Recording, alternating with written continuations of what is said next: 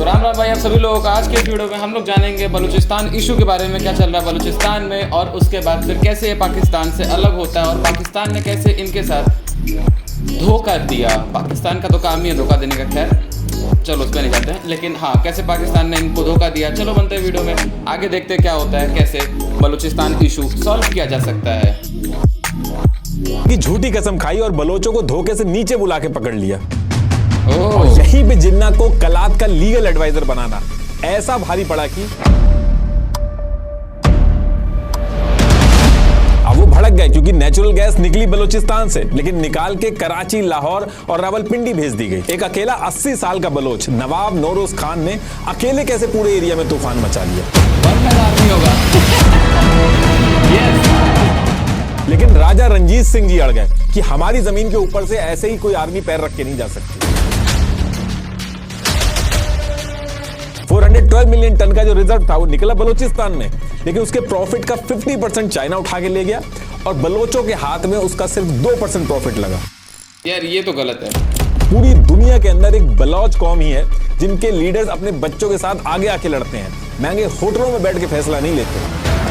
नीतीश भैया आज रोस्ट के मूड में है भाई। न झुकदा न बिकदा सिर्फ लड़दा, सीपैक नहीं बलोचों दा हक चाहिदा। Let's get started guys. Balochistan the history of देखिए बलूचिस्तान के लोग अपने राइट्स और आइडेंटिटी के लिए आवाज उठाते रहे हैं, लेकिन ये जो आवाज है ये ग्लोबल लेवल पर क्लैरिटी और इंपैक्ट के साथ नहीं पहुंचती। कभी पॉलिटिकल नॉइज, कभी मीडिया साइलेंस और कभी फ्रेमिंग की कमी इस इशू को दुनिया के नैरेटिव में जगह नहीं बनाने देती। और ये सिर्फ बलूचिस्तान की नहीं, हर उस इंसान की बात है जिसके पास कहने को कुछ इंपॉर्टेंट है पर टूल्स की कमी उसे रोकती है। इसलिए एआई सिर्फ एक टेक रिवॉल्यूशन नहीं है, एक इक्वलाइजर है जो हर इंसान को यह पावर देता है कि वो स्किल्ड बने, अपने आइडियाज को स्ट्रक्चर दे और उन्हें इंपैक्टफुली दुनिया के सामने रख सके। अगर आप इस वीकेंड 2 दिन देके करियर में ग्रोथ चाहते हैं तो मैं आउट स्किल का 2 दिन का एआई ट्रेनिंग प्रोग्राम रेकमेंड करूंगा, जिसमें 16 आवर्स की लाइव एआई ट्रेनिंग होगी ऑन सैटरडे एंड संडे 11 से शाम 7 बजे तक। अब ये प्रोग्राम तो 10,000 रुपीज का है पर मेरे व्यूअर्स के लिए 100% फ्री है। लिंक डिस्क्रिप्शन में है। आउटस्किल वर्ल्ड इंडिया का पहला एआई फोकस प्लेटफॉर्म है, backed by renowned AI investors and founders. इसमें आप सीखोगे 20+ real world AI tools, prompt engineering, AI models, Excel, presentation and analytics through AI और बिना कोडिंग के एआई टूल्स बनाना। चाहे आप टेकी हो या non tech, sales, marketing, HR, finance, business या फाउंडर, ये सब के लिए है। ऑलरेडी 1 लाख लोग जुड़ चुके हैं, आप भी जुड़ सकते हैं। लिंक डिस्क्रिप्शन में है। फ्राइडे 7 PM का ऑन बोर्डिंग कॉल मिस ना करें। तो टॉपिक पे वापस आते हैं। देखिए पाकिस्तान ने अपने टाइम पे बड़ी बड़ी क्राइसिस देखी, economy, military rule, political drama, सब कुछ। लेकिन अभी ये जो टाइम चल रहा है इसमें सिचुएशन ऐसी हो गई है कि बात अब पाकिस्तान के सर्वाइवल तक पे आ चुकी है। अभी आप कोई भी न्यूज़पेपर उठाओ, पाकिस्तान के अंदर ये जो बलूचिस्तान वाली प्रॉब्लम है सिर्फ इसके बारे में ही हर तरफ डिस्कशन हो रहा है। और जिस तरह से बलूचिस्तान खुद की आर्मी वगैरह बना रहा है, अभी आने वाले टाइम में आपको ये नाम और सुनने को मिलेगा। अब लेकिन क्वेश्चन ये है कि ऐसी क्या दिक्कत आ गई पाकिस्तान के अंदर कि ये जो पाकिस्तान का बलूचिस्तान प्रोविंस है ये पाकिस्तान से अलग होकर अपना अलग देश बनाने की बात करने लगा। आए दिन ये लोग पाकिस्तान आर्मी के ऊपर हमले कर रहे हैं। अभी थोड़े दिन पहले ही आपने देखा होगा कि एक ट्रेन हैक कर ली थी और अपनी जान तक देने को रेडी हो गए हैं कि हम जान दे देंगे, लेकिन अब हम पाकिस्तान के साथ नहीं रह सकते। हमें जो धोखे से जोड़ा गया, अब हमें वापस अपना अलग देश बलूचिस्तान बनाना है। अब देखिए बलूचिस्तान ये जो वर्ड है, भले ये न्यूज में अभी ज्यादा आ रहा है, लेकिन ये जो प्रॉब्लम है ये प्रॉब्लम बहुत पुरानी है और पास्ट में कई ऐसी चीजें हुई हैं जिसकी वजह से दिक्कत आज इतनी बड़ी बन चुकी है। और इस पूरे गेम को समझने के लिए हमें थोड़ा पीछे जाना पड़ेगा। और उससे पहले एक चीज मैं आपको बता देता हूं। देखिए ये जो पाकिस्तान है ये मेनली 4 प्रोविंसेस में डिवाइडेड है। ये है खैबर पख्तूनख्वा, इसका बॉर्डर अफगानिस्तान से लगता है। फिर ये पंजाब है, इसका इंडिया के साथ बॉर्डर है। ये पाकिस्तान का मेन प्रोविंस है, जितने भी आर्मी जनरल आप देखोगे सब यहीं से निकलते हैं और सबसे ज्यादा रिसोर्सेज जो है वो भी पंजाब प्रोविंस जो है वही एंजॉय करता है। ये इधर ये है सिंध, इसका भी बॉर्डर इंडिया से लगता है। और ये है बलूचिस्तान जिसका बॉर्डर ईरान और अफगानिस्तान से लगता है। तो देखिए जो बलूचिस्तान वाला जो एरिया था 12th सेंचुरी में एज सच कोई बाउंड्री वगैरह नहीं थी इस एरिया की, और ना ही इस एरिया का नाम कहीं बलूचिस्तान था। ये जो इस मैप में आप पिंक एरिया देख रहे हो, यहाँ पे अलग अलग एरिया में छोटी छोटी बलूच ट्राइब रहती थी, जैसे मकरान ट्राइब, कच्ची ट्राइब, सिस्तान ट्राइब, टर्बट ट्राइब। यहाँ कोई पॉलिटिकल सिस्टम नहीं था, बस हर ट्राइब का अपना एक सरदार होता था, और ऐसे ही अलग अलग ट्राइब्स इस एरिया में रह रही थी। और अगर आप इस मैप को ध्यान से देखोगे तो आज का जो ईरान और अफगानिस्तान है, उसका जो बॉर्डर है, उसके पास वाले एरिया में भी उस टाइम पे ट्राइब्स थोड़ी थोड़ी जगह इन्होंने ले रखी है, वहाँ पे गांव में भी लोग रहते थे, क्योंकि उस टाइम पे बॉर्डर क्लियरली डिसाइड नहीं था। अब होता क्या है कि जब ये ट्राइब्स इस एरिया में रह रही थी तो इनके बीच में एक मीर जलाल खान नाम का एक आदमी बहुत फेमस था। तो इसी पर्टिकुलर टाइम पे मीर जलाल ने कहा कि देखिए हम अलग अलग जो रह रहे हैं उससे बेटर है कि हम साथ में मिलकर रहें, जिससे अगर कोई मुसीबत आए तो हम एकजुट होकर रहेंगे और एक दूसरे की मदद कर पाएंगे। तो मीर जलाल ने क्या किया, इस एरिया में 44 ट्राइब से जाके बात की और सबको इकट्ठा करके एक अलायंस बनाया। ये पहली बार था जब इस एरिया के अंदर ये ट्राइब्स एकजुट हुई। ये कोई नई कंट्री नहीं बनाई थी इन्होंने, बल्कि एक मॉडल सा बना लिया था जिसमें सब कुछ पहले की तरह ही चल रहा था। सरदार जैसे पहले अपनी अपनी ट्राइब्स को संभालते थे वैसे ही संभाल रहे थे। बस फर्क इतना था कि 44 ट्राइब्स ने एक अलायंस बनाकर एकजुट होने का डिसीजन कर लिया था, जिसको मीर जलाल जो है वो लीड कर रहे थे। और यही जो अलायंस बनाने वाला जो डिसीजन था, यही इसी टाइम पे बलूचिस्तान बनाने की जो नींव थी इसी टाइम पे रख दी गई थी। इसलिए आप देखोगे आज की डेट में भी लोग मीर जलाल खान को फाउंडिंग फादर मानते हैं बलूच कम्युनिटी का। इनकी इंपॉर्टेंस आप इससे समझ सकते हो कि मीर जलाल खान के जो बच्चे थे, जैसे रिंड, लशारी, कोराय, बीबी जाटो, आज की डेट में बलूचिस्तान में कई ऐसे एरिया हैं इनके बच्चों के नाम से पड़े हैं, जैसे रिंदाबाद विलेज, ये मैंने सुना हुआ है, विलेज, जटोई सिटी, ये सब इनके बच्चों के नाम से डिराइव। अब देखिए काफी टाइम तक ये जो मॉडल बनाया गया था ये चलता है। इसके बाद 15th सेंचुरी आते आते मीर जलाल के बाद मीर चकर रिंद जो थे ये भी आए। इन्होंने भी सेम चीज की, इसको और ऑर्गेनाइज किया और सारी ट्राइब्स को एकजुट रखा। और उस टाइम पे ये जो एरिया था, ये जो सेमी ऑर्गेनाइज स्ट्रक्चर में रह रहे थे, उस टाइम पे बलूचिस्तान नहीं बल्कि रिंड लशारी यूनियन नाम से लोग जानते थे इस एरिया को।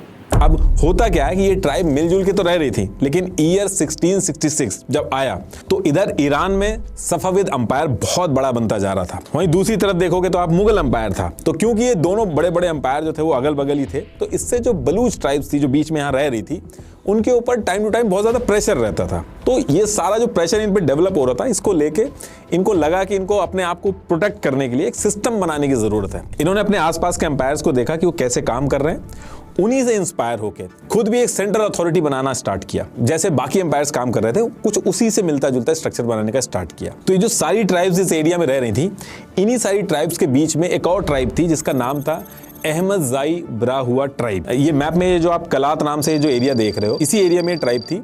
और इस ट्राइब के अंदर एक आदमी था मीर अहमद खान। तो जब सेंट्रल अथॉरिटी बनाने की बात चल रही थी तो सारी ट्राइब्स ने मिलकर मीर अहमद खान को खान ऑफ कलात बना दिया। अब ये खान ऑफ कलात क्या है, जैसे बादशाह हेड ऑफ द स्टेट होता है, ठीक उसी तरीके से इन्होंने उसको नाम दिया खान ऑफ कलात, कि मतलब यही लीड करेंगे। अब देखिए यहाँ पे एक चीज ये ध्यान रखने वाली है कि ये जो सारी ट्राइब्स थी, इन्होंने खान ऑफ कलात तो बना दिया था मीर अहमद खान को, लेकिन कुछ ट्राइब्स जो थी उनके जो सरदार थे उन्होंने कहा कि हम खान ऑफ कलात मान तो रहे हैं आपको, लेकिन हमारी जो ट्राइब है, हमारा जो एरिया है, वहां उसको हम खुद मैनेज करेंगे। तो इस वजह से ये जो मैप में आप ये डार्क ग्रीन एरिया देख रहे हो, इसको खान ऑफ कलात यानी कि मीर अहमद ये डायरेक्टली रूल कर रहे थे। और जो लाइट ग्रीन एरिया है, इसको खान ऑफ कलात ने इनडायरेक्टली रूल किया। और ये जो पूरा ग्रीन एरिया, चाहे वो लाइट ग्रीन है या फिर डार्क ग्रीन है, इस पूरे एरिया को कहा गया खानेत ऑफ कलात। आगे चल के यही खानेत ऑफ कलात बलूचिस्तान बनेगा। तो जब भी कलात स्टेट या खानेत ऑफ कलात की बात हो तो आप समझ जाना कि इस पूरे जो लाइट और डार्क ग्रीन ये जो एरिया है पूरा, इसकी बात हो। जब ये खानेत ऑफ कलात एक प्रॉपर सिस्टम बना तो लॉ, ट्रेड, मिलिट्री सारा सेटअप बनाया गया। और फिर काफी टाइम तक ये सिस्टम चला। और फिर धीरे धीरे करके जब ईयर 1749 आया और मीर अहमद खान के बाद इनके पोते मीर नासिर खान ये बनते हैं खान ऑफ कलात। बलोच जो हैं वो इस टाइम को गोल्डन पीरियड मानते हैं।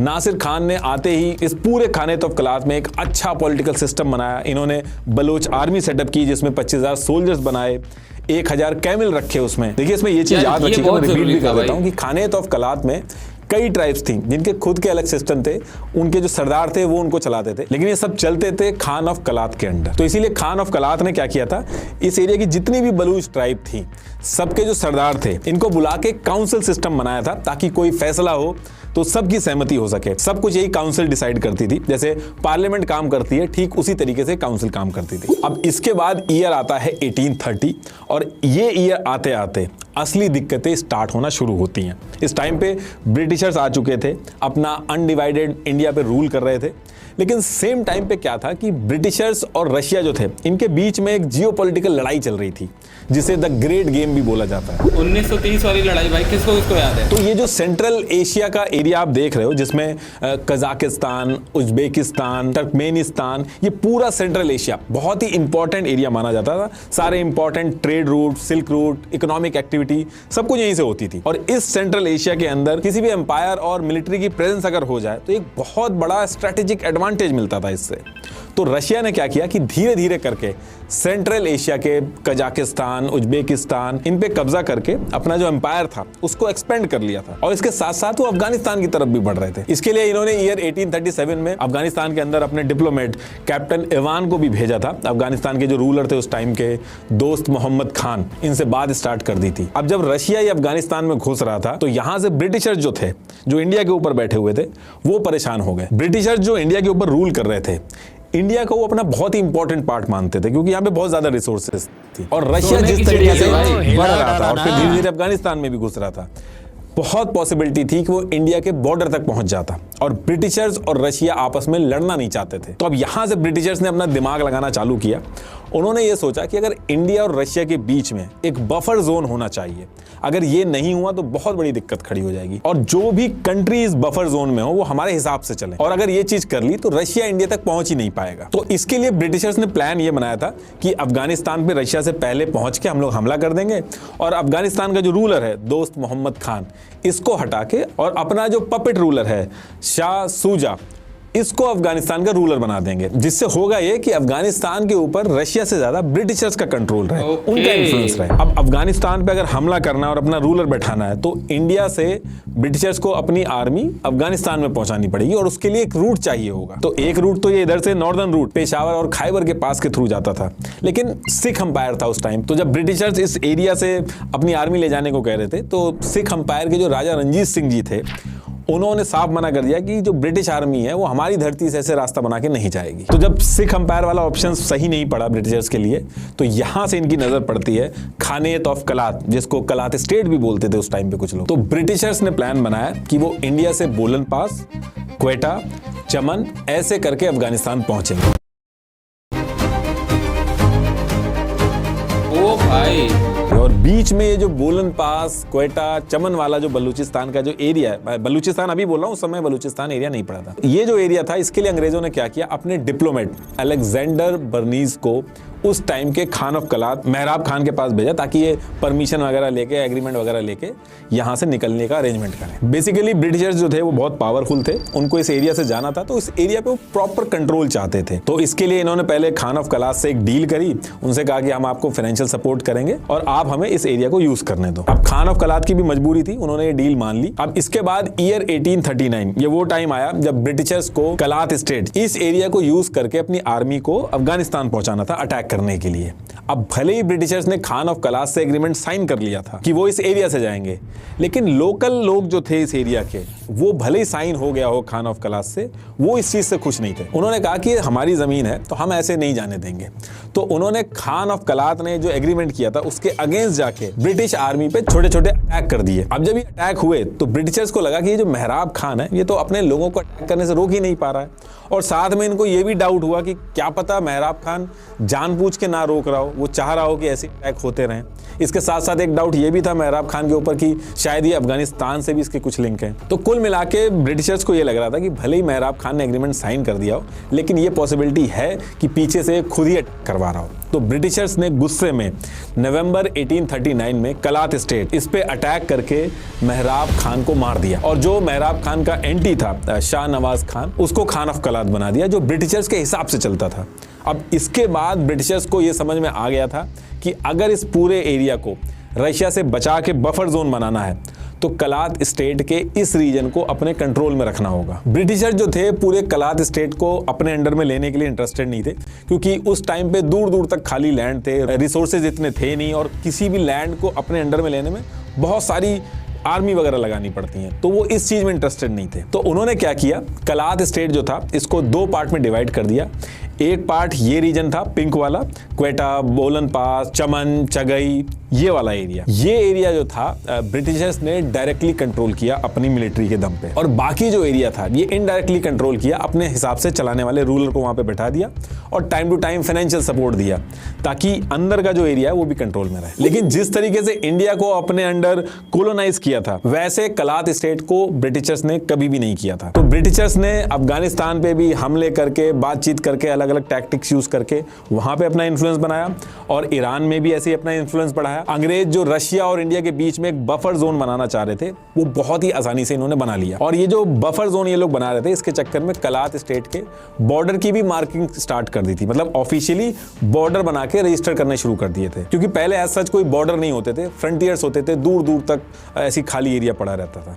तो जब ब्रिटिशर्स ने कलात स्टेट के बॉर्डर बनाना चालू किए, तो कलात स्टेट के बॉर्डर के पास का काफी एरिया जो ईरान और अफगानिस्तान के बॉर्डर से लगता था, उसको कभी गोल्ड माइन लाइन एग्रीमेंट के थ्रू और कभी ट्रीटी ऑफ गंडामार्क करके ईरान और अफगानिस्तान को दे दिया, ताकि ईरान और अफगानिस्तान खुश रहें और रशिया के इन्फ्लुएंस से दूर रहें। और ये सारी चीजें करने के थोड़े ही दिन बाद 8 दिसंबर 1876 में कलात स्टेट के साथ एक ऑफिशियल ट्रीटी भी कर ली कि हर चीज ऑन पेपर भी रहे, जिसको ट्रीटी ऑफ कलात कहते हैं। बहुत सुना है भाई, ट्रीटी ऑफ कलात। ये उसकी कुछ टर्म्स हैं। इस ट्रीटी का जो आर्टिकल 3 है वो बहुत इंपॉर्टेंट है, अभी आगे आएगा कि इस आर्टिकल की क्या इंपॉर्टेंस है। अब इसके बाद कलात स्टेट की फॉरेन पॉलिसी वगैरह ब्रिटिशर्स ने अपने अंडर में ले ली थी, और जो डेली बेसिस के इंटरनल मैटर थे वो खान ऑफ कलात को दे दिए थे कि इंटरनल मैटर तुम खुद संभालो। और फॉरेन पॉलिसी लेने के बाद रशिया का इस एरिया से पूरा कंट्रोल चला गया, और इसके बदले जो ब्रिटिशर्स थे उन्होंने कलात स्टेट को शुरू में 50,000 रुपए दिए साल के, और फिर इसको बढ़ा के 1 लाख रुपए कर दिए थे। अब देखिए यहां से एक बार फिर से मैप देख लीजिए, पिंक एरिया ब्रिटिशर्स ने मिलिट्री के दम पे अपने पास रखा था, ये ग्रीन एरिया में खान ऑफ कलात को इनडायरेक्टली रूल करने को दिया था। और फिर इसके बाद ईयर 1887 में ये जो पिंक एरिया था जो ब्रिटिशर्स के कंट्रोल में था, इसको भी ऑन पेपर अपने अंडर इनडायरेक्टली ले लिया, और लीज के थ्रू जब ऑन पेपर कराया गया तो इसका नाम रखा गया ब्रिटिश बलूचिस्तान। ये ब्रिटिशर्स बहुत खराब लोग थे यार। और इस तरीके से ऑफिशियली पहली बार बलूचिस्तान का नाम यूज हुआ। बाकी बचा हुआ जो ग्रीन एरिया था वो अभी भी उसको कलात स्टेट ही बोलते थे, खानेत ऑफ कलात। अब देखिए इसके अगले 50-60 साल तक एज सच कोई बड़ा इवेंट नहीं होता है, और फिर ब्रिटिशर्स के जाने का टाइम पास आ जाता है। जो अनडिवाइडेड इंडिया था उसका बंटवारा होना था, पाकिस्तान बनना था। तो सेम टाइम पे जो खान ऑफ कलात थे, मीर अहमद यार खान, इन्होंने ये सोचा था कि अब जब अंग्रेज जा रहे हैं तो हमें ब्रिटिशर्स ने कॉलोनाइज तो किया नहीं था, तो हम तो अब एक इंडिपेंडेंट कंट्री बन जाएंगे। इस चीज को लेकर खान ऑफ कलात जो थे वो इसलिए भी कॉन्फिडेंट थे क्योंकि लीगली भी ये चीज वैलिड थी। सबसे पहली चीज, ईयर 1876 में जो ब्रिटिशर्स और कलात स्टेट के बीच में जो ऑफिशियल ट्रीटी हुई थी, उसके आर्टिकल 3 के हिसाब से ब्रिटिशर्स ने ऑन पेपर ये चीज ऑफिशियली एक्सेप्ट की थी कि कलात स्टेट ब्रिटिशर्स का एरिया नहीं है, बल्कि एक इंडिपेंडेंट स्टेट है। और जो एरिया ब्रिटिशर्स ने लिया है, जिसे ये ब्रिटिश बलूचिस्तान बोलते हैं, वो भी एक एग्रीमेंट और लीज के तहत लिया था, यानी कि जैसे कोई किराए पर रहता है। इसके साथ साथ ईयर 1886 में ब्रिटिश एडमिनिस्ट्रेशन ने अपनी ऑफिशियल रिपोर्ट में ऑफिशियली ये चीज मेंशन की थी, खान ऑफ कलात को एक इंडिपेंडेंट रूलर जो कि एक ट्रीटी के थ्रू ब्रिटिशर्स के साथ कनेक्टेड है, ये चीज मेंशन की थी। और ईयर 1877 में दिल्ली इंपीरियल असेंबली में खान ऑफ कलात खुदादाद खान को एक इंडिपेंडेंट राजा की तरह बुलाया था। मतलब कि ब्रिटिशर्स खुद मानते थे कि कलात स्टेट एक इंडिपेंडेंट स्टेट है। तो लीगली ब्रिटिशर्स किसी भी स्टेज पे ये नहीं कह सकते थे कि कलात स्टेट जो है वो ब्रिटिशर्स के एम्पायर का पार्ट है। और अगर ऐसा कहते ब्रिटिशर्स तो इंटरनेशनली भी बहुत दिक्कतें होती हैं उनको। लेकिन अगर दूसरी तरफ कलात स्टेट अगर एक इंडिपेंडेंट कंट्री की तरह हो जाता तो ब्रिटिशर्स के साथ साथ यूएस को भी डर था कि कलात स्टेट काफी वीक है, कहीं ये ना हो जाए कि रशिया का इन्फ्लुएंस फिर से बढ़ जाए इस एरिया में। और जो एरिया था स्ट्रैटेजिकली बहुत ज्यादा इंपॉर्टेंट था, और अगर यही कलात स्टेट पाकिस्तान के साथ मिल जाता है तो पूरा एरिया स्ट्रांग होता है और रशिया का इन्फ्लुएंस नहीं बढ़ पाता, क्योंकि पाकिस्तान के ऊपर ब्रिटिशर्स का काफी अच्छा इन्फ्लुएंस था। तो ब्रिटिशर्स के लिए ये चीज बहुत इंपॉर्टेंट थी कि जो कलात स्टेट है वो इंडिपेंडेंट होने की बजाय पाकिस्तान के साथ मिले, तो वो चीज ज्यादा फेवर करेगी। तो अब यहां से इस एक कॉम्प्लेक्स सिचुएशन से निपटने के लिए एक गेम स्टार्ट होता है जिसमें खान ऑफ कलात जो है वो फंस जाते हैं। होता क्या है कि अनडिवाइडेड इंडिया से जब ब्रिटिशर जा रहे थे तो इस अनडिवाइडेड इंडिया के ऊपर इंडिया और पाकिस्तान यानी कि जिन्ना की मुस्लिम लीग और नेहरू जी की कांग्रेस तो कंसर्न पार्टी थी क्लेम करने के लिए। इन दोनों पार्टियों को आपस में बात करके फैसला लेना था कि किसके पास कितना पार्ट जाएगा इस अनडिवाइडेड इंडिया का। लेकिन अगर लीगली ये प्रूव हो जाता है कि जो ये कलात स्टेट है ये ब्रिटिश एम्पायर का हिस्सा नहीं है, ये तो सिर्फ एक लीज के थ्रू कुछ टाइम के लिए ब्रिटिश एम्पायर ने लिया था, जिसके लिए अंग्रेज जो थे वो एनुअली पैसा भी देते थे। तो अंग्रेजों के जाने के बाद ये जो कलात स्टेट था इसके ऊपर इंडिया और पाकिस्तान का क्लेम खत्म हो जाता। और पाकिस्तान ने यही डिसाइड किया था कि कैसे भी अंग्रेजों के जाने से पहले ये जो कलात स्टेट है ये एक इंडिपेंडेंट स्टेट साबित हो जाए, क्योंकि जैसे ही कलात स्टेट जो है वो एक इंडिपेंडेंट स्टेट साबित होगा तो जो इंडिया का क्लेम है वो खत्म हो जाएगा कलात स्टेट के ऊपर से, और बाद में पाकिस्तान जब चाहेगा वो कलात स्टेट को अपने अंडर में ले लेगा। अब आपका क्वेश्चन ये होगा कि पाकिस्तान इतना ज्यादा श्योर कैसे था कि अंग्रेजों के जाने के बाद कलात स्टेट उसको वो अपने साथ जोड़ लेगा। तो देखिए ये जो ब्रिटिश बलूचिस्तान वाला एरिया था जो अंग्रेजों ने लीज पे लिया था, ये अंग्रेजों के जाने के बाद एज इट इज लीज जो थी वो पाकिस्तान के साथ चली जाती। ये ब्रिटिशर्स ने पहले ही बोल दिया था, क्योंकि एक तो मुस्लिम पॉपुलेशन मेजोरिटी में थी यहाँ पे, दूसरा इंडिया से इसका बॉर्डर नहीं लगता था।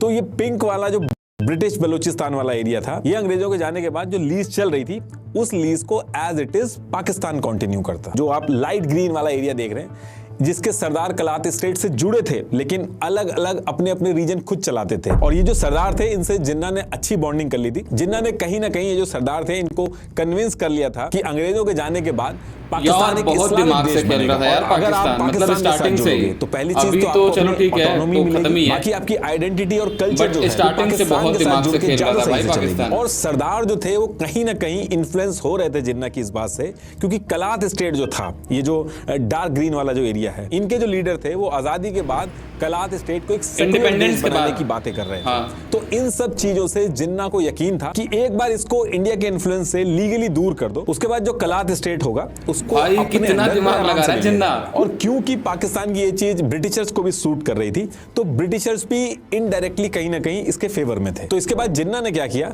खान ऑफ कलात की जो बात थी कि एक इंडिपेंडेंट देश की तरह इसको होना चाहिए जब अंग्रेज चले जाए, इसको सपोर्ट किया। जिन्ना ने कहा कि कलात स्टेट जो है उसका ब्रिटिशर्स से कोई लिंक नहीं है, उन्होंने बस एक लीज और ट्रीटी कर रखी है, इसलिए कलात स्टेट को एक इंडिपेंडेंट कंट्री होना चाहिए। अब जिन्ना की इस चीज को सुन के खान ऑफ कलात जो थे वो बहुत खुश होते हैं कि ये अकेला आदमी है जो मेरे को सपोर्ट कर रहा है। अब जिन्ना जो थे वो लॉयर भी थे, तो खान ऑफ कलात मीर अहमद यार खान ने ईयर 1946 में जिन्ना को पूरे कलात स्टेट का एक लीगल एडवाइजर बना दिया। यही तो गड़बड़ होगी भाई सब कुछ। खान ऑफ कलात ने जिन्ना को ये रिस्पॉन्सिबिलिटी दी कि कलात स्टेट को एज एन इंडिपेंडेंट स्टेट होना चाहिए, इस केस को अंग्रेजों के सामने आप रिप्रेजेंट करोगे। और जैसे ही जिन्ना को लीगल एडवाइजर बनाया गया तो जिन्ना ने मार्च 1946 को एक मेमोरेंडम बनाया जिसमें सारी चीजें मेंशन करी उन्होंने कि कलात स्टेट ब्रिटिशर्स के साथ ट्रीटी और लीज एग्रीमेंट के साथ जुड़ा है, और रेफरेंस भी ऐड किए पूरी ट्रीटी के। और इस मेमोरेंडम में डिमांड करी गई कि ब्रिटिशर्स जब जाए तो कलात स्टेट बन जाए ताकि पाकिस्तान उस पर कब्जा कर सके। और ये सारा कुछ बना के ब्रिटिशर्स के जो कैबिनेट मिशन था उसको ये सबमिट कर दिया गया। और जब ये मेमोरेंडम सबमिट हुआ तो ये डिस्कशन स्टार्ट हो गया कि ये जो कलात स्टेट है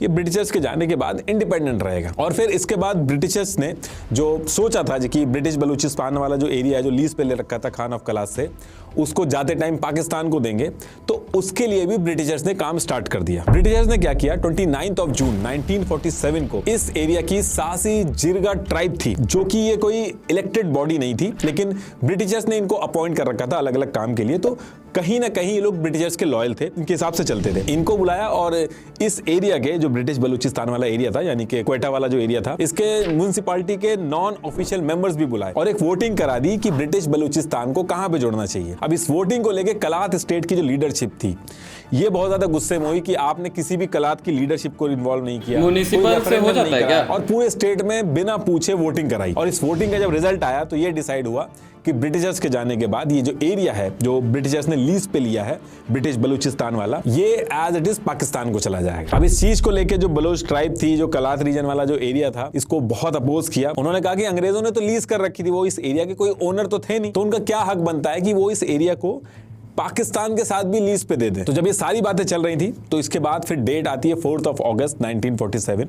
इस दिन कलात स्टेट इंडिपेंडेंट होना चाहिए, इसको लेके हर तरफ बात तो हो ही रही थी। और इसी दिन लॉर्ड माउंटबेटन जिन्ना और खान ऑफ कलात एक राउंड टेबल कॉन्फ्रेंस करते हैं और यहां से ये डिसाइड होता है कि कलात स्टेट जो है, जो ईयर 1838 का स्टेटस था, वही स्टेटस रहेगा कलात स्टेट का, यानी कि कलात स्टेट जो है वो इंडिपेंडेंट रहेगा। अब ये जो सबने मिलकर डिसीजन बनाया, इसको लेके खान ऑफ कलात तो बहुत ज्यादा खुश हुए। इन्होंने कहा कि एक काम और कर दीजिए, एक रिटर्न एग्रीमेंट भी कर लेना चाहिए कि कलात स्टेट जो है वो उसको भी भरोसा नहीं था। अब इस रिटर्न एग्रीमेंट को लेके तो पाकिस्तान के लिए दिक्कत हो जाती। तो ब्रिटिशर्स ने इंडिपेंडेंट कलात स्टेट के लिए डिक्लेरेशन तो दे दिया, लेकिन रिटर्न एग्रीमेंट पे साइन नहीं किया। उन्होंने ये कहा कि अब इसका कोई मतलब नहीं रह गया। इसके बाद खान ऑफ कलात ने ये कहा कि आप एटलीस्ट पब्लिक अनाउंसमेंट कर दीजिए, लेकिन ब्रिटिशर्स ने उसके लिए भी मना कर दिया। और फिर खान ऑफ कलात ने इसको बहुत बड़ा इशू नहीं बनाया कि हमारा जो एरिया है, हमारा जो कल्चर है, हमारी आइडेंटिटी है, अब वो एक इंडिपेंडेंट देश में रहेगी। और सेम डे यानी कि 4 अगस्त 1947 को कलात स्टेट और पाकिस्तान के जिन्ना ने एक स्टैंड स्टिल एग्रीमेंट साइन किया। इस एग्रीमेंट में पाकिस्तान ने ऑफिशियली कलात स्टेट को एक इंडिपेंडेंट स्टेट माना, और जैसे ये हुआ अब यहां से इंडिया का रोल खत्म हो जाता है। और ये स्टैंड स्टिल एग्रीमेंट की जो डेट है, ये आप अगर इंटरनेट पे देखोगे तो कहीं पे 11 अगस्त भी लिखा होगा, लेकिन 11 अगस्त को अनाउंसमेंट हुई थी, एक्चुअल में 4 अगस्त को ही ये साइन हुआ था। तो पाकिस्तान इस चीज को लेकर बहुत खुश था क्योंकि उसने स्टैंड स्टिल एग्रीमेंट साइन कर लिया था, और इसकी वजह से इंडिया जो है इस पूरे गेम से बाहर हो गया था। वरना अगर ये एग्रीमेंट साइन नहीं होता तो वही कश्मीर वाली जैसी सिचुएशन इंडिया और पाकिस्तान भी खत्म हो जाएगा। अब इसके बाद अंग्रेजों के जाने के बाद जैसे 15 अगस्त 1947 इंडिया को आजादी मिली, पाकिस्तान अलग स्टेट बना, same day Khan of Kalat Mir Ahmad Yar Khan ने भी अपनी इंडिपेंडेंस अनाउंस कर दी। फिर तो वो पूरा पाकिस्तान में ही आ गया। और फिर इस अनाउंसमेंट के करीब एक महीने बाद यानी कि 12 सितंबर 1947 को ब्रिटिशर्स ने एक छोटा सा ऑफिशियल स्टेटमेंट दिया। उन्होंने कहा कि ये जो खान ऑफ कलात मीर अहमद यार खान ने ये जो कलात स्टेट की इंडिपेंडेंस अनाउंस की है, ये कर तो दी है इन्होंने, लेकिन कलात स्टेट जो है ये इंटरनेशनल रिस्पॉन्सिबिलिटी संभालने की सिचुएशन में नहीं है। अभी जो स्टेटमेंट है ये सुनने में तो बहुत नॉर्मल लग रहा है, लेकिन इसके बहुत मायने हैं। ये पूरा स्टेटमेंट पाकिस्तान के सपोर्ट में गया, और इस स्टेटमेंट के बाद पाकिस्तान ने प्रेशर बनाना चालू किया खान ऑफ कलात पे कि पाकिस्तान से जुड़ जाओ। पाकिस्तान ने दो चीजें की, एक तो कलात स्टेट पे हमला करने के लिए तैयारी शुरू कर दी और धीरे धीरे करके आर्मी डिप्लॉय करना स्टार्ट कर दिया। और साथ में जो पहले मैंने बताया था कि कलात स्टेट के साथ जो मकरान, लसबेला और खरान वाला जो एरिया है, जिनके सरदार कलात स्टेट के साथ जुड़ गए थे, इनके लीडरों से जिन्ना ने बात करना स्टार्ट कर दिया था कि पाकिस्तान से जुड़ जाओ। अब ये सारी चीजें देख के जो खान ऑफ कलात थे, उन्होंने दिसंबर 1947 में ये तुरंत ब्रिटिशर्स के पास गए कि ये जो पाकिस्तान है ये हमारे साथ जुड़ने के लिए बोल रहा है, हम पे हमला करने की प्लानिंग कर रहा है, तो हमें भी मिलिट्री सपोर्ट चाहिए। लेकिन ब्रिटिशर्स ने साफ मना कर दिया। इसके बाद खान ऑफ कलात जो थे वो अफगानिस्तान के पास गए, यहां तक कि इंडिया के पास भी गए, लेकिन अफगानिस्तान और इंडिया ने भी सपोर्ट करने से मना कर दिया। और फिर जनवरी 1948 के स्टार्टिंग में पाकिस्तान ने मकरान, लसबेला और खरान के जो लीडर थे इनसे बात करी, एक डील करी, जिसमें यह हुआ कि पाकिस्तान जो है इनको फाइनेंशियल सपोर्ट देगा, इनके जो सरदार हैं उनको स्टेट हेड बनाएगा पाकिस्तान का, इनके कल्चर और आइडेंटिटी को कभी भी नहीं छेड़ेगा। ये सारी चीज़ें बोलने के बाद 17 मार्च 1948 में पाकिस्तान ने इनको जोड़ लिया। जैसे ये सारे सरदार पाकिस्तान से मिले, जो कलात स्टेट वाला जो एरिया था वो चारों तरफ से फंस गया। आप अगर इसको मैप में देखोगे तो एक लैंडलॉक एरिया की तरह बन गया, पॉलिटिकली पूरी तरीके से आइसोलेट हो गया। ब्रिटिश बलूचिस्तान जो था वो पहले से ही पाकिस्तान के पास था। ये मिलने के बाद पूरा का पूरा एरिया पाकिस्तान के पास आ गया। और फिर इसके ठीक 10 दिन बाद पाकिस्तान के मेजर जनरल मोहम्मद अकबर खान ने पाकिस्तान की आर्मी के साथ कलात में घुसना स्टार्ट किया, और पाकिस्तान की नेवी के डिस्ट्रॉयर्स जो थे, वॉरशिप थी, उनको पसनी और जिवानी के जो पोर्ट्स थे वहां पे तैनात कर दिया, और चारों तरफ से घेर के ये खान ऑफ कलात को कराची ले गए, और यहाँ पे डॉक्यूमेंट पे साइन करा के पूरा का पूरा पाकिस्तान में ले लिया। और अब ये पूरा एरिया पाकिस्तान में लाके इसका नाम रखा गया, जबरदस्ती एरिया छीन लिया पाकिस्तान ने गाइस। अब देखिए, पाकिस्तान ने खान ऑफ कलात मीर अहमद यार खान से डॉक्यूमेंट तो साइन करा लिए थे, लेकिन इसके तुरंत बाद एक दिक्कत स्टार्ट हो गई।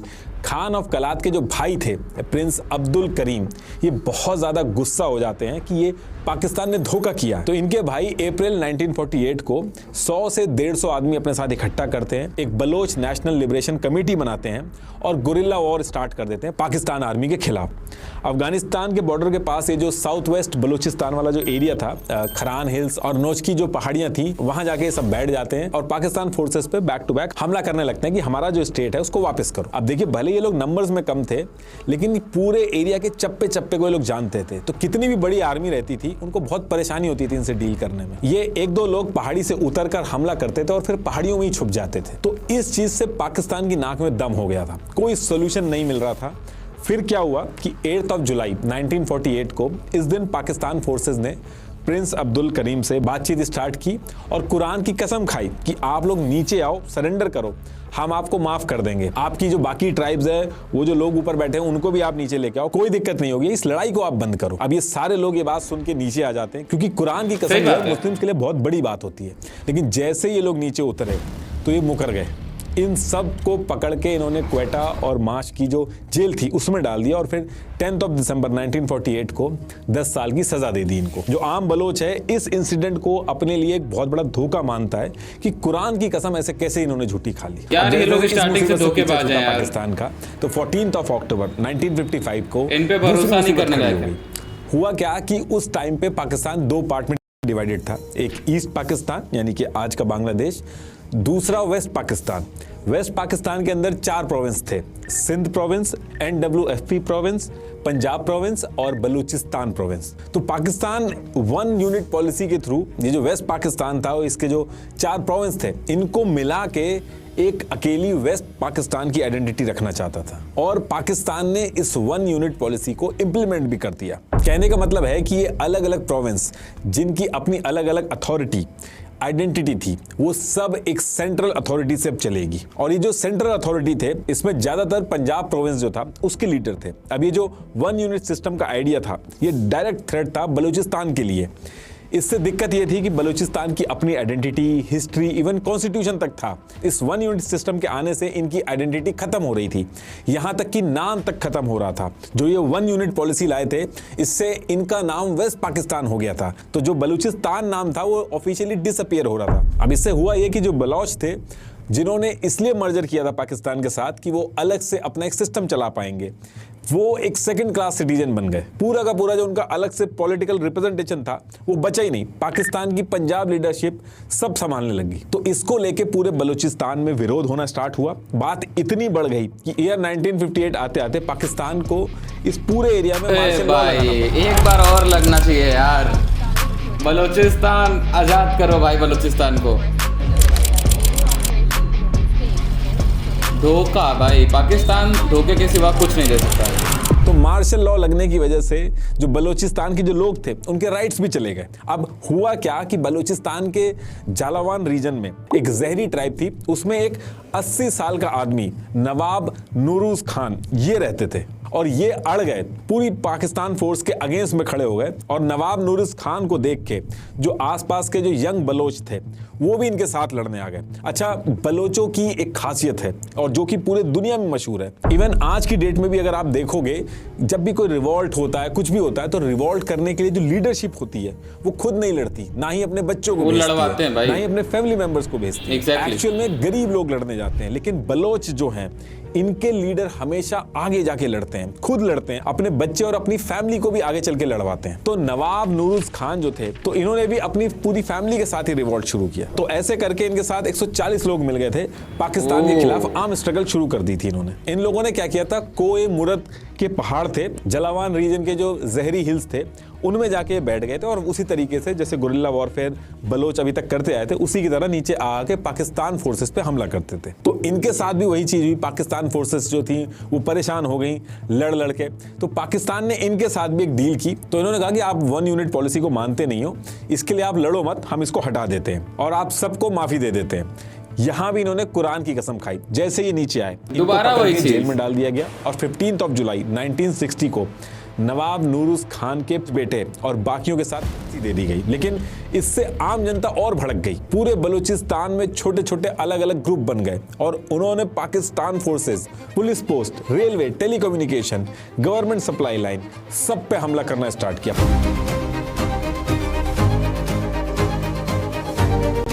पाकिस्तान ने भी इसके जवाब में एयर स्ट्राइक वगैरह करी और जब एक डेडलॉक जैसी सिचुएशन बन गई, क्योंकि पहाड़ में चप्पा चप्पा जानते थे, पाकिस्तान फोर्सेस के लिए इनसे लड़ना बहुत मुश्किल हो जाता था। तो थक हार के 1 जुलाई 1970 में जनरल याया खान ने 1 यूनिट पॉलिसी को खत्म किया। अब जब ये पॉलिसी हटी तो 7 दिसंबर 1970 को पाकिस्तान में पहली बार जनरल इलेक्शन होने वाले थे। तो ये जो जनरल इलेक्शन होने थे ये सारे के सारे प्रोविंस में होने थे, तो बलूचिस्तान के अंदर भी होने थे। तो बलूचियों ने क्या किया कि जो उनकी लोकल पार्टी थी जैसे NAP, JUI, इनको वोट देके जितवा दिया और सेम टाइम पे पाकिस्तान के हाथ से ईस्ट पाकिस्तान यानी कि आज का जो बांग्लादेश है वो भी निकल गया। अब जैसे ही पाकिस्तान से ईस्ट पाकिस्तान यानी कि बांग्लादेश अलग हुआ तो पाकिस्तान का पूरा कॉन्स्टिट्यूशन तो खत्म हुआ और नया कॉन्स्टिट्यूशन बनना था। तो इसके लिए बलूचिस्तान की जो लोकल पार्टियां थी NAP और JUI जो इलेक्शन जीती थी उसके सपोर्ट की भी जरूरत थी। थोड़े दिन पहले ही बांग्लादेश अलग हुआ था तो अब पाकिस्तान थोड़ा नरमी दिखाता है। तो यहाँ पे जुल्फिकार अली भुट्टो जो थे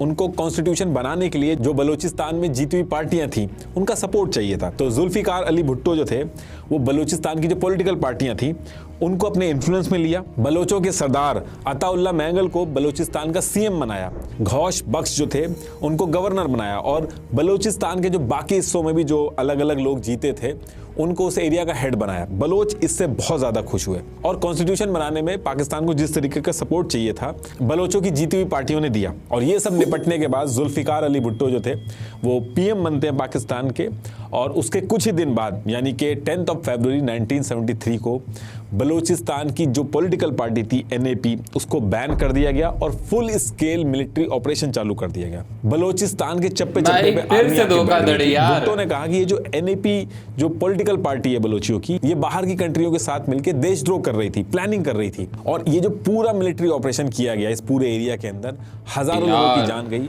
बलोच जर्नलिस्ट जो थे, स्टूडेंट्स, एक्टिविस्ट, सरदार सब पे क्रैकडाउन चालू हो गया। अब इसके बाद जगह जगह पे बलूचिस्तान के अंदर गुरिल्ला वॉरफेयर शुरू हो गया। जैसे तैसे करके कुछ टाइम के लिए जियाउल हक ने एक बेसिक डील करी, जितने भी सरदार थे उनसे बातचीत करके गवर्नमेंट में ऊंची ऊंची पोस्ट दी गई। तो काफ़ी टाइम तक ये चीज़ सही रही, लेकिन ईयर 2000 आते आते फिर से बलोचों ने एक स्ट्रॉन्ग आर्मी सेटअप किया, बलूचिस्तान लिबरेशन आर्मी BLA।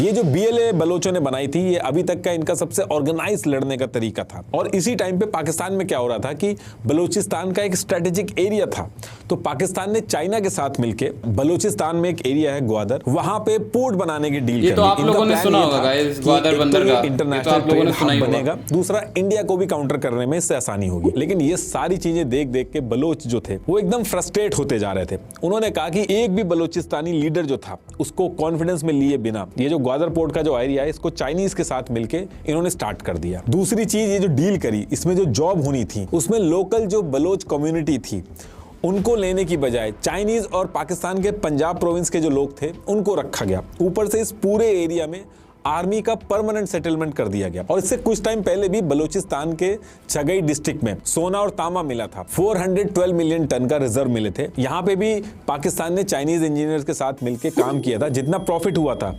उसमें से चाइना ने 50% लिया था, पाकिस्तान ने 48% लिया था और बलूचिस्तान के पास सिर्फ 2% आया था। तो ये सब देख के बलोच जो थे कोई भी हो जाएगा भाई, बलूचिस्तान ही क्यों बनाई थी उसने बैक टू बैक हमले किए ग्वादर पोर्ट पे। वहां के जो वर्कर काम कर रहे थे, वहां का जो इंफ्रास्ट्रक्चर था, गैस पाइपलाइन और जो चाइनीज वर्कर थे सब पे हमला किया। फिर आगे चल के CPEC भी शुरू किया गया। इसमें पाकिस्तान ने चाइनीज के साथ मिलकर इसमें $60 बिलियन की इन्वेस्टमेंट की थी। प्लान ये था कि चाइना के काशगार से बलूचिस्तान के ग्वादर पोर्ट तक roads, railway, energy pipeline, fibre optics, special economic zone, ये सारी चीजें स्टार्ट कर दी। और इसमें कहा गया कि बलूचिस्तान जो है अब वो दुबई बन जाएगा। लेकिन यहाँ भी वही सेम प्रॉब्लम थी। यहाँ पे भी जो बलोच थे उनको इग्नोर किया गया। पहले तो कम पैसों में जो लोकल बलोच थे उनसे जमीन ली गई, लोकल लोगों को नौकरी देने की बजाय चाइनीज रखे गए, पाकिस्तान के पंजाब प्रोविंस से लोग आए, परमानेंट आर्मी रखी गई, फिशरमैन को हटा दिया गया, उनका जो रोजगार था वो भी सब चला गया। तो ये जो पूरा ग्वादर पोर्ट, CPEC और ये सारा सिस्टम जो चल रहा था, BLA जो था उसने CPEC पे इतना नुकसान किया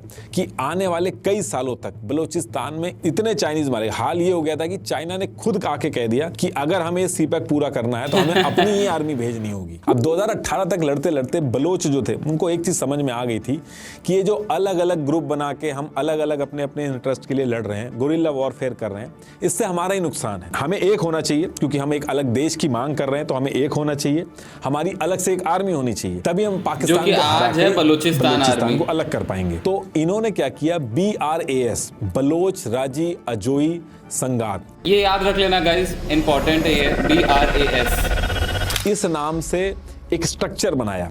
बेसिकली जितने भी बलूचिस्तान के फाइटर थे, लड़ाकू ग्रुप्स थे, छोटे छोटे लोग जो अलग ग्रुप बना के पाकिस्तान पे हमला कर रहे थे, इन सब को इकट्ठा करके एक कोऑर्डिनेटेड तरीके से हाई प्रोफाइल हमले किए, जिससे काफ़ी डैमेज हुआ। सारा CPEC का जो प्रोजेक्ट था, इन्होंने इस पूरे हमले में चाइनीज़ मार मार के होल्ट पे डाल दिया। और अभी ये जो इसी साल 2025 आते आते इन लोगों ने ये BRAS बनाने के बाद हमले की फ्रीक्वेंसी और ज़्यादा बढ़ा दी है। इस साल इन्होंने ये जो BRAS है, इन्होंने बलोच नेशनल आर्मी, क्या है भाई, अच्छा बलूचिस्तान आर्मी जो है, हाँ, ये बनाई है।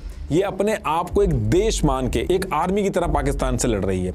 इस BNA ने बहुत ही डैमेज किया है। टोटल 72 कोऑर्डिनेटेड हमले किए पाकिस्तान फोर्सेस पे, जिसकी वजह से अब ऐसा नहीं लग रहा कि कोई छोटा मोटा गुरिल्ला वॉरफेयर हो रहा है। ऐसा लग रहा है कि दो देशों की आर्मी आमने सामने लड़ रही है। अभी थोड़े दिन पहले ही 11 मार्च 2025 को क्वेटा से पेशावर जफर एक्सप्रेस ट्रेन जा रही थी। 450 लोग थे। जैसे ही ट्रेन जो थी वो बोलन पास के पास पहुंचती, इन्होंने रेलवे ट्रैक पे 8 kg IED बॉम्ब लगा रखे थे और ब्लास्ट होते ही ट्रेन ट्रैक से उतर गई। जैसे ही ट्रेन उतरी, BLA के फाइटर ने पूरी ट्रेन पे कब्जा कर लिया। औरतें, बच्चे और जो बलोच ये तो आप लोगों ने सुना ही होगा गाइस, बलूचिस्तान आर्मी पूरी ट्रेन पे कब्जा कर लिया। जब इंसिडेंट हुआ तो पाकिस्तान कहा कि 48 आवर्स में हमारे पॉलिटिकल प्रिजनर जो हैं उनको छोड़ना चाहिए, लेकिन जब नहीं छोड़े गए तो फिर पाकिस्तान ने ऑपरेशन लॉन्च किया। काफ़ी टाइम तक ऑपरेशन चला। फिर पाकिस्तान ने कहा कि इस ऑपरेशन में 64 लोगों की जान गई है। BLA ने कहा कि इन्होंने पाकिस्तान के 50 से ज़्यादा आर्मी ऑफिसर मार दिए। अब इस हमले के बाद से हालत बहुत ज़्यादा खराब हो गई इस रीजन में। इस पूरे रीजन के अंदर सिक्योरिटी बढ़ा दी गई है। पाकिस्तान ने आर्मी की प्रेजेंस बढ़ा दी है। पूरे इलाके के अंदर ड्रोन उड़ रहे हैं। और इस समय पाकिस्तान के लिए सबसे बड़ी मुसीबत ये आके खड़ी हो गई है कि उनको समझ में नहीं आ रहा है कि बलोचों से हथियारों से लड़ाई की जाए, ऐसे करके रोका जाए, या इनसे पॉलिटिकल डायलॉग्स किए जाएं। और इसके साथ साथ इसमें कई और इक्वेशन भी चल रही हैं। बलूचिस्तान की जो स्ट्रैटेजिक लोकेशन है वो बहुत इंपॉर्टेंट है। इसका बॉर्डर ईरान और अफगानिस्तान से लगता है। इसमें फॉरेन प्लेयर्स भी आ चुके हैं जो बलूचिस्तान को सपोर्ट कर रहे हैं। इंडिया पाकिस्तान तो ऑलरेडी एक दूसरे के खून के प्यासे है, लेकिन USA का भी नाम आ रहा है इसमें कि ईरान और अफगानिस्तान को काउंटर करने के लिए बलूचिस्तान US के लिए एक बहुत ही इंपॉर्टेंट प्लेयर बन जाएगा अगर वो पाकिस्तान से अलग हो जाता है। अब देखिए अभी आगे क्या होगा ये तो टाइम ही बताएगा, लेकिन पाकिस्तान इस पर्टिकुलर टाइम पे बलोचों से जितना ज्यादा परेशान हुआ उतना कभी नहीं हुआ है। लास्ट में एक बार फिर से आपको बता दूं कि आउट स्किल का 2 दिन का AI मास्टर प्रोग्राम जरूर करिए। लिंक मैंने आपको डिस्क्रिप्शन में दे दिया है। Thank you guys. तुम लोग को जैसा कि पता है भाई, पाकिस्तान किसी का अच्छा कर सकता है क्या? भाई नहीं कर सकता है।